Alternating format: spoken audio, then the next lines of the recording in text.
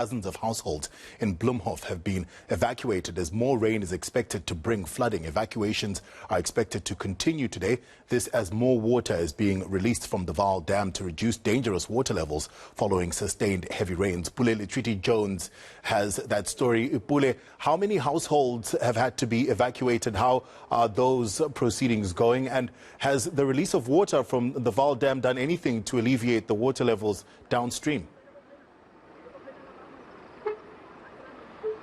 Well, look, T, it seems like, everything is it's going from bad to worse. And what we know here is that about 73 houses here and where people are living inside them had to be evacuated. So it is quite terrible. We do understand that as it is right here, where I'm going to show you the situation as to how dire it is. My colleague Bloemhof is going to pan.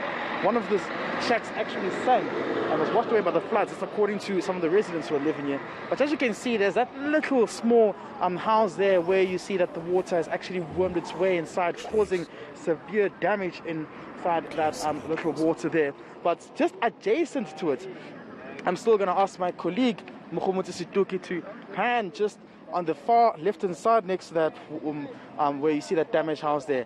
Those are guest houses and lodges. So it tells you a picture of how business has been halted. We spoke to some of the business owners earlier on who said they don't know what to do. So we're in Bloemhof, and this is the Lekwa Temaneng municipality. The local dam is now full to capacity, and the situation is likely to get worse as the sluice gates of the Vaal and Bloemhof dams have been opened to reduce the amount of the water, just like you've mentioned there.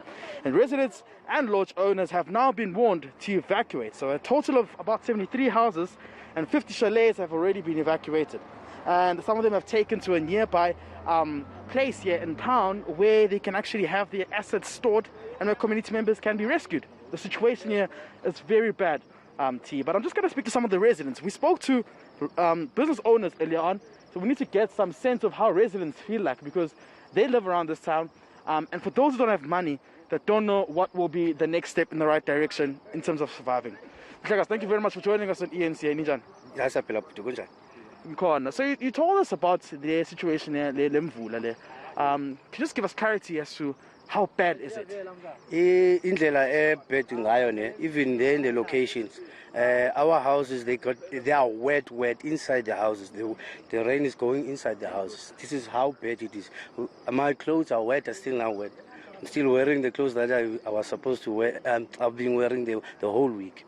This is affecting us highly, and we cannot even work now because there's no work, no pay condition because of this rain. Did you receive the message that you were supposed to evacuate the area as the rainfall is expected to continue probably towards the whole week, and it's becoming really dangerous to be living close to river banks and dams as well? The people that received that message, the people that are living on the guest houses here, because they have already flooded out. But we haven't received, as we are in the locations, that we have to evacuate actually.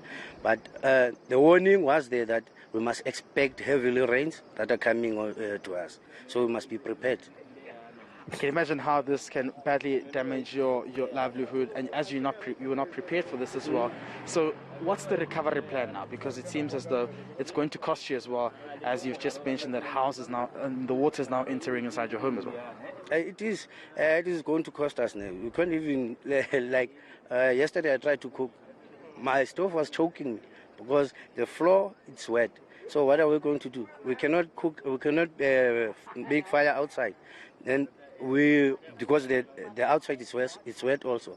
It's like a dam there where we are staying. This is going to affect us a lot. Just the last question, how long has this been going on for? Actually, the heavy rain started on Sunday. This Sunday is past Sunday. Then we've been struggling from there.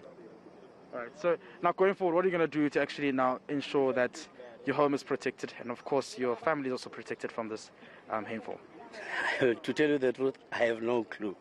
I really have no clue what are we going to do, because the government have to sort us out. They have to make a plan for the people here. Thank you very much. Thank you very much. There you go. They're expecting that the government sort them out, Timothy, that the MEC later on, when arriving here, tries to resolve this issue. and give them a way forward as to what will be the preparedness of helping some of those who cannot afford to actually evacuate and cannot afford to lose their assets. Now, we do understand that business owners have now placed at the front of them measures as to how they can try save their businesses. Some were saying they'll be arriving in with choppers earlier on to try and ensure that they save some of their lost assets that are still remaining in these flooded lodges. But for some of those who cannot afford, it becomes very different and it becomes very challenging. And they're just anticipating to hear the word from the local government later on to see how they can actually resolve this issue and how this challenge, what we're seeing right now, does not further impact them.